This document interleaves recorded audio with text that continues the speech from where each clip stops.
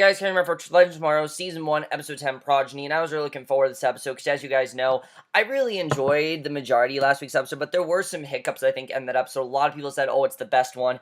I didn't really think so. I really wanted the first, 10 minutes to be that entire episode, and then at the end of last week's episode, be this episode. But I was also interested in seeing where they were going to go in this episode, because, they were going somewhere else. I didn't know where they were headed, and I really wasn't a fan of this episode that much. I mean, it wasn't bad, but the subject in this episode just didn't interest me that much. The stakes didn't seem very high. It seemed very watered down, and there were some things that were good, but this was definitely one of the weaker episodes. And I've said it before, when they go to the future, it's just not interesting. They don't do much with it. They don't make it interesting, mainly because we can't celebrate that time period because we don't know what the future really is going to hold, and I'd much rather them go with the past when you can have a lot of fun with it and actually make fun of some of the culture and show off that time period than go to the future where we don't know what it's going to be like. I'd rather them go to the past, like next week's episode when they're going to Western. That I'm really looking forward to. But let's just get into this episode because I did enjoy it for the most part. There were a lot of things I didn't love about it. So we see right away, as we know, Mick is now back, and we didn't really know, if they don't really know if they can trust him, obviously, because of what happened with him being Kronos. And I did like the conversation that Rip has with Mick. I thought that was a good way to start it out. Basically, Mick's kind of back on their team. He's kind of not back on their team. You definitely do see that here, that there's a part of him that I feel like is on their team, and then there's a part of him that's not on their team. Basically, you see Rip, he visits Mick in the brig. Rip apologized to Mick for bringing him on their journey that he gave Len the order to take care of. And I like that Rip took responsibility for this, because yes, this was Rip's decision to get rid of Mick. And by far the best stuff in this episode is Mick and Len. And Mick, when his criminal tendencies threaten their mission, while Rip says that Len's grudge should be with him, Mick's grudge should be with him instead of Len, and Rory replies that he just wants to kill both of them. Basically Mick just wants to kill both of them. That's what he wants to do, and you can understand why he wants to kill both of them. They both have wronged in many ways. They didn't want him to choose his own path, and obviously that's why he wants to kill both of them. He doesn't care that Len did what, Len still did what Rip told him to do. He didn't try to change it in any way, so he's obviously really upset about that. So Rip preps the rest of the team for their undercover journey into the Canesa conglomerate, a country corporate hybrid in 2147. Rip explains that Canesa is the foothold from which Savage takes control of the future, and that Gideon trays Savage's initial meeting with Canasia's stockholders. And Sara says that if they're going to the future, they should probably invite the nerd twins, being Ray and Stein. So Snart is particularly impressed with the future, although Rip warns him that the future is about to get very dark. In 5 years, 2152, a dictator named Dagaton will unleash the Armageddon virus on Canasia, killing most of the population, and basically we're supposed to think that this is going to be Hitler. Dagaton's kind of like Hitler, and Rip's explanation is interrupted by several automated versions of Ray's Atom suits, which stops a burglary, and Ray wants to investigate how Canasia turned his suits anonymous, and Rip takes Len and Sara to infiltrate Canasia's stockholder meeting. Rip gets in the meeting by putting in some special contact lenses, but he can't bring Sara or Len with him, and at the meeting, Savage argues that the population needs to be culled to stop growing food riots, but Canasia's leader, Herr Degaton, resists his suggestion, and after the meeting, Savage meets up with Degaton's son, Per Degaton, who clearly looks up to Savage as a mentor. And basically, we're supposed to think of this kid as kind of like Hitler. I get the idea for this episode that if you had the chance to kill Hitler, would you kill him? The problem is, I didn't care about the storyline. It didn't feel as big as it really is. That clearly was the intent, but they didn't really do much with it, I have to say. Because back in the Wave Rider, Rip explains in 5 years, the Per Degaton prepares the world for Savage's rise to power by unleashing the Armageddon virus. And after the world is weakened, Savage betrays Degaton, then conquers the world. And Len suggested the best way is to just kill Per Degaton. Yeah, that would kind of make sense before he can rise to power himself. And for whatever reason, they decide not to do this. This isn't the way to do it. They don't want to kill him. The team debates the merits of Len's plan, with most of the team siding against Len because they're all heroes. However, Rip seems persuadable, although he's eventually convinced to simply remove Perdegaton from the timeline via a good old-fashioned kidnapping, which is a really stupid plan. You could already tell why I wasn't loving this episode. We see part of the team volunteers to kidnap a child, and the other half of the team decides to create distraction by sabotaging Kanazia's army of Atom robots. And just for me, this was really stupid. I really wasn't a fan of it, the way this was done. All this I thought was very unnecessary. Not just unnecessary, but stupid. Like, yes, obviously they're heroes, they don't kill, but if you have to kill, sometimes you just have to kill, and this is the perfect example of just having to kill, and that's something that they don't want to do. I don't understand why they just don't want to kill. I mean, this is something where they might have to kill in order to save lives here. We're talking about tons of lives that could end up dying from this, virus being unleashed. So would it really matter if they're killing this child? I mean, it really doesn't make that much of a difference because he's going to kill anyway, so they might as well kill him before he does something even worse. So they pretty much have no right, no other, there's no other options but to kill him pretty much, but they really never come to that realization in this episode. So, Kendra seems worried about something. Ray can't figure out what's wrong. She has a flashback to 1950s when she had the same feeling of dread, but she decides not to let it flee because she doesn't want to abandon Carter and their son. And this was stupid. This Kendra-Ray subplot, I almost hated this subplot. It was cheesy. It was low. It was a new kind of low for the show. I mean, the show really has abandoned those cheesy things, and this was back to that really cheesy Kendra stuff that I really was not enjoying, and this is a very good example of that.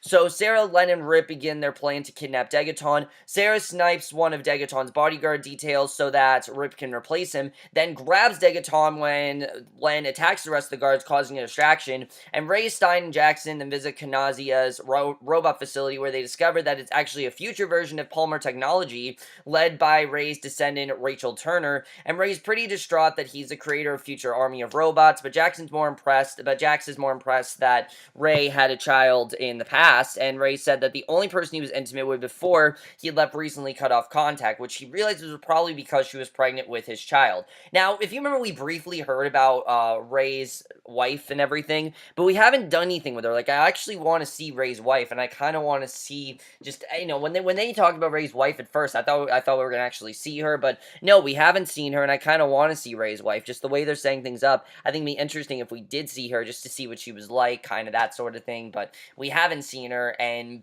I don't really know where this is going, but Ray broods about his supposed child. He bumps into Kendra, probably blows her off. Kendra then has a flashback about her getting cold feet in the 1920s, about switching identities as it's unfair to their child, and just, I didn't care about these flashbacks, I just didn't. So in the medical bay, Sara and Rip watch Degaton sleep, find out that Gideon can monitor people's dreams, but Gideon informs Rip that kidnapping Degaton doesn't change the timeline at all, and while Rip's convinced that killing Degaton's the only option, Sara convinces him that even Degaton can be changed, and no, he can't. I mean, he's this killer, it's just, that's the future, they can't really change it, but giving a motivational speech about change, Sara visits Mick in the brig. Sara confides to Rory that Len is a loyal friend, and he shouldn't abandon that friendship so easily. Mick doesn't seem convinced, but tells Sara that killing a child isn't very hero-like. And back in Kanazia, Savage approaches Degaton's father, reveals that he knows who kidnapped Degaton, that he can get Degaton back because they're squeamish about death. And sure enough, Rip frees Degaton, then takes off in the jump ship to places unknown. And the rest of the team are convinced that Rip is going to kill Degaton, because that would make sense. But Rip tells the boy that he's bringing Degaton home to his father. Just, it's stupid. It really is stupid. Kendra then has another flashback where she and Carter tell their son about the truth about Savage and how they've met. And in the present day, Kendra tells Ray that she's been having flashbacks about Carter, and we get the cheesiest line I think we've had in a while. She admits to Ray that she feels like and basically Ray says, "Oh, do you feel like you're cheating on Carter with me?" Then she's like, "No, Ray, I feel like I'm cheating on you I feel like I'm cheating on Carter with you." I mean, just such a stupid line. Oh my god. This was so dumb. I thought we were past this. I thought Kendra was moving on. I just don't get why she's so fixated on Carter. It doesn't make any sense to me. She then gets ready to talk about his previous unknown child and his future army of robots, and while they're finally being honest with one another, the relationship is thrown into question again. Either get these two together or don't get them together. It really seems like there's an episode where they're together and then they're not together. I get it that the whole memory wipe thing, kind of, the whole thing with them being stuck in the 50s, I understand. But it just, I'm tired of this. I'm tired of them trying to figure out, are we together? Are we not? Just figure it out, and then I'll be happy, because this was stupid, really. I really hated this scene, really dumb stuff, and I really wasn't a fan of this. So Sara talks to Len about Mick and says he needs to clear the air about ruining him in the past, and it's a really good scene. This was by far my favorite scene in the episode, because you can see that Len really understands Mick, but they're just too different, and he needs to basically take him down. But Sara's saying that he needs to tell him why he had to do what he had to do, and you can tell that Len really doesn't know what to do with Mick, because he knows that Mick is probably going to kill him anyway, so he really doesn't know how to handle this, and I definitely like the way that scene was done. And unfortunately, the rest of the episode wasn't like that. We get this really stupid scene with Rip and Degaton. He takes Degaton to a lake outside of Canasia. After talking about his son, Rip pulls a gun on Degaton, but Degaton says he won't kill me because he's showing weakness in his eyes, a lesson he learned from Savage. And sure enough, Rip puts his gun down, but tells Degaton that Savage will one day betray him, and that the look in his eyes isn't weakness, it's goodness. And Rip then implores Degaton to be the man his father wants him to be instead of a pawn for Savage, and then walks away. And I have no idea why Rip thinks that he's going to be able to save Degaton. It just doesn't make sense to me. This is a killer. There's no way you're going to save him. I don't care if he's a child. He's still a killer. Kendra then has a flash of Savage, realizes that he's coming. Moments later, Degaton's forces attack the Wave Rider, forcing the team to leave the ship to fight. Ray gets shot out of the sky by the Atom robots, realizes that he can't fight the robots head on. Let me just say, this scene was very intense and very well done. He and Kendra had to Palmer Tech to shut down the robot army from the control center, and at the control center, he discovers that his descendant actually came from his brother's line, meaning that he's not a father, but convinces her to shut down the robot army anyway. This might have been the first time we've heard of Rip's brother. I don't think we've heard about him before, and I kind of like that we found this out.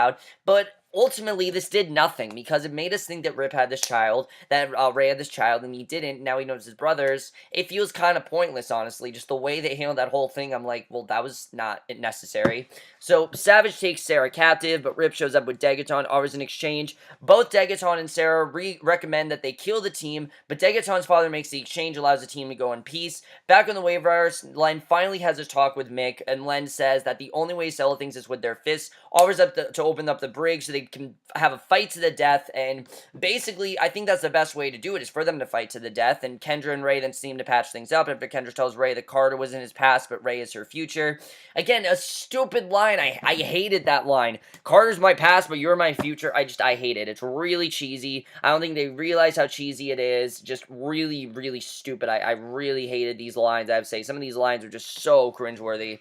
So Degaton meets up with Savage to resume his studies. Savage tells him the Greek myth of Oedipus, which involves patricide, and hands him a knife to kill his father. And you can see that Degaton's going to turn out like they thought. Now, I did think this was well done, that they didn't actually pull off this mission. But come on, they should have just killed him. Just kill him, and then that would have been fine. It just was stupid that they didn't. Any other show would have done that, but for whatever reason, this show, because they want to be legends, didn't kill him. So back on the ship, Gideon tells Rip that their actions actually accelerated Savage's rise to power in Canasia, and they've actually made things worse, we see. Which I'm not surprised about, because the fact they just should have killed Pod. If they would have killed him, they probably wouldn't be going through this whole situation. But of course, they didn't kill him, so that's probably why they're going through this, which is really stupid. So Mick beats the living hell out of Len. He can't bring himself to kill Mick, and Mick then tells Len that the rest of the team, that they're all dead anyways, because the Time Masters have sent the Hunters, a group of time-traveling assassins, to finish the job that Kronos started. And that was very interesting. Their only option is to run, and that's how the episode ends, which I thought was a very good ending. I definitely really liked the ending. I thought it was a very well-done ending, and now we know that these assassins are definitely coming after them. We don't know if this, obviously, this can't be stopped. This isn't something that Mick necessarily wants. I feel like he kind of does, but he mainly just wants to kill Rip and Mick. But they're going to kill all of them. They're going to wipe them all out. Now, we know they're not obviously going to die because there's a second season, but some of them I do think we're going to have a major casualty this season. I definitely think it's going to happen, because Arrow and Flash, we've had major casualties for the first season, and I think Legends of Tomorrow, we're going to do the same thing. There's going to be a huge casualty, and yes, Carter was huge, but I feel like there's going to be a huger, someone else is going to die, and I don't know who that's going to be. We'll have to see, but overall, guys, not a really big fan of this episode, mainly because this entire problem could have just been solved if they would have decided to kill Degaton. It just would have made sense. I mean, he's this future future killer. It would have made sense they did that. This completely felt like a filler episode. It felt like a step back. Definitely, it really slowed things down, and I really wasn't a fan of this episode very much at all. I thought it was very slow. I thought it was kind of boring. And then everything with Kendra, don't get me started with that. They need to decide, are they together? Are they not together? Because it seems like one episode they're happy, the next episode they're not. I really was not a fan of this. And you guys know there's only been 2 episodes on tomorrow I haven't liked that much. And that would be this one. And then the one where they end up in prison because of Rip. And this episode was definitely better than that. I definitely will say. That's still my least favorite episode of this season. This episode was definitely better than that. But there were just a lot of things I really just thought they pussied out on this mission. It was really dumb. And like I said, I don't particularly find the time period of the I don't particularly find the whole time period of the future that interesting. There's not really much they do with it. Next week's episode looks like a lot of fun. We're gonna go to the West. We're gonna meet Jonah Hex. I can't wait to see what that turns out. That's an episode I've been waiting for. I can't wait to see what happens there. I think that's gonna be a lot of fun, definitely. But like I said, I think this show was, better when it's fun than when it's dark. I mean, it can be dark, definitely, but I have a lot of fun with the show. I don't need the show to be ultra dark like this episode was, because this episode was pretty dark, and I really didn't need it to be. But overall, guys, I know what you guys thought of this episode. Love to hear your thoughts on it. The ending and the mixed stuff I really liked. Everything else I thought was pretty boring and kind of pointless, honestly. The whole thing with Degaton, they didn't do anything. I don't even know what the point of it was. To me, it just seemed like this was a random episode they threw in there because they didn't want it. They wanted to slow things down so we could basically get to where they want us to get to. But let me know what you guys saw this episode. Like I said, not a fan of it. Definitely not really enjoyed this episode. My next review will be, I will see you guys in my next review, which will be for a movie review, and I am also going to review the originals. Don't worry about the guys. I'm going to review that today, right after the movie review, and I will see you guys for that. Okay, bye.